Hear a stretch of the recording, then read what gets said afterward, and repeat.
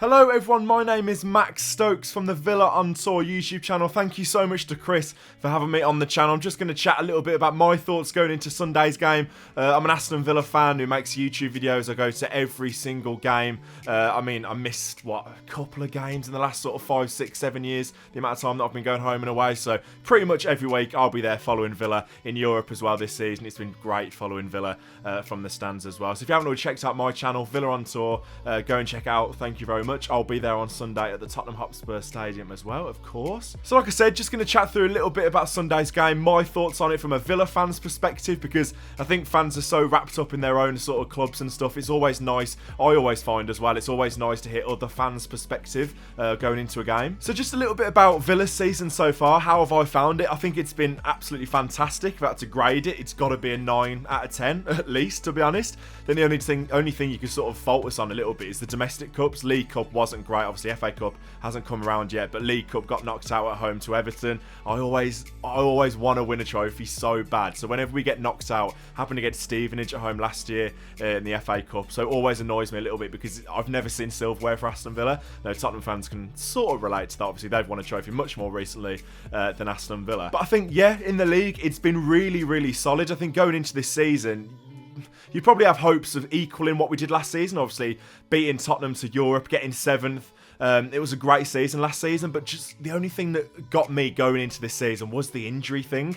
Mings getting injured sort of half an hour into the opening day away at Newcastle. I love Tyrone Mings. I know in the wider sort of football space he gets a lot of stick from not being a great defender. I think that's nonsense. As from someone who's watched Tyrone Mings for years and years, game in, game out, I think he's absolutely excellent. So that worried me a little bit going into the season because he's always been so crucial for us in terms of that leadership, his pace. He's just such a great defender all around, so I was worried about that. Emi Buendia going out injured as well before the season. Literally, I think it was in the week before the first game of the season. Had an injury in training. Looks like he'll be out for the season as well. But the main thing for me was our whole left-hand side got blitzed in terms of injuries. Alex Moreno got injured at the end of last season. Jacob Ramsey as well. That's our whole left-hand side. Alex Moreno came in January, and he's an excellent, excellent footballer. He might be on the bench against Tottenham, but I didn't really think we needed a left back last January, but he's been absolutely transformational. He's rapid, he can beat a man, he's got a great cross on him, he gets assists, he's just fantastic, and he's a different option to Luca Dean, so I'm looking forward to him coming back, and it shouldn't be too far away now.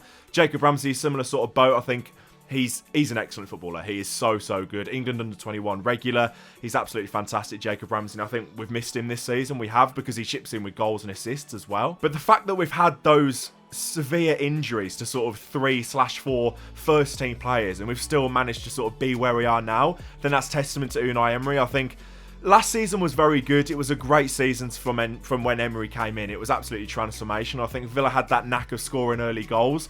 That sort of changed so far this season. I think there has had to be changes, and you wouldn't guess it just looking at the form of Villa, because in 2023, we're up there. I think we're 3rd in terms of how many points we've picked up so far in 2023 as a calendar year. We're up there with Arsenal, Man City. Well, not Man City, they're further away, but your Arsenals, we're ahead of Liverpool, Tottenham, Brighton, we're ahead of those sides. So that's testament to the job he's done, because a lot of managers would have struggled with the injuries we had, which I think goes under the radar in the wider football media as well. And just coming on to Unai Emery there, the bloke is an absolute genius. Like I said, he's had to make those changes. Zaniolo coming in on that left-hand side, he's sort of moulding him into sort of what he wanted. Well, it's a hard position to fill, isn't it? Jacob Ramsey was on that left-hand side. Zaniolo's come in there now, and that's not Zaniolo's natural position, so it's hard for a manager as well. Luca Dean looked like he was going to be off in the summer as well, but Emery sort of calmed him down a little bit, and Luca Dean has played pretty much every single game, if not every single game, since August. So with the injuries we've had, Unai Emery has just coached this side fantastically, and you wouldn't be able to tell we've had a couple of issues. I think there has been subtle tweaks in terms of tactical side of things as well, and that's happened over the course of this season as well. I think if you look at the opening day against Newcastle,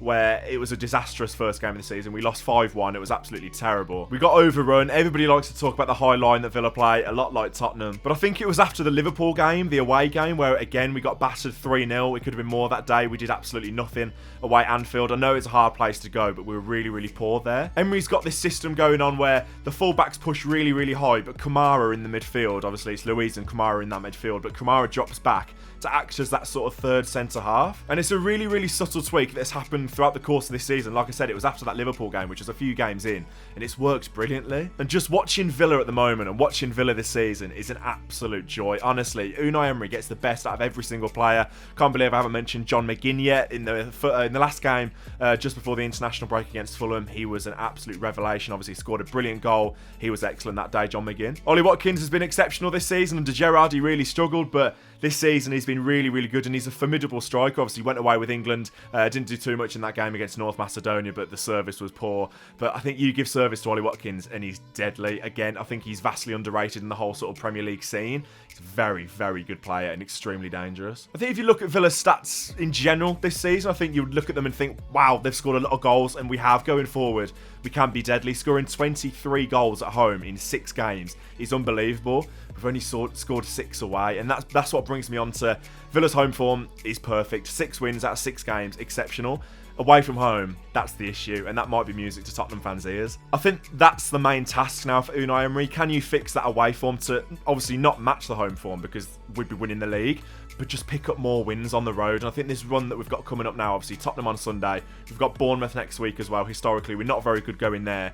I think that's the thing now for Unai Emery. Can he fix this away form? So we talked about Villa then. What are my thoughts on Tottenham? Very, very impressive start to the season. Really, really good. Postecoglou, I wasn't sure what to expect him going into Tottenham. Obviously, it was going to be vastly different to Conte the season before, and I think you guys struggled last season, understandably. And it sort of felt, from an outsider's sort of perspective, that Tottenham were going through this sort of transition phase. It kind of felt, especially with Kane leaving in the summer as well, so close to the start of the season, I know it was an easy assumption to make, but I thought Tottenham would struggle. So, to be fair, Postecoglou coming in, he's done a very, very good job. And I know Tottenham likes to play that high line a lot like Villa do. But look, Tottenham have been an excellent season. It was a really, really good start. The last couple of weeks, I wouldn't say it's unravelled a little bit, but it's a little bit sticky, isn't it? With the injuries, suspensions that Tottenham have had.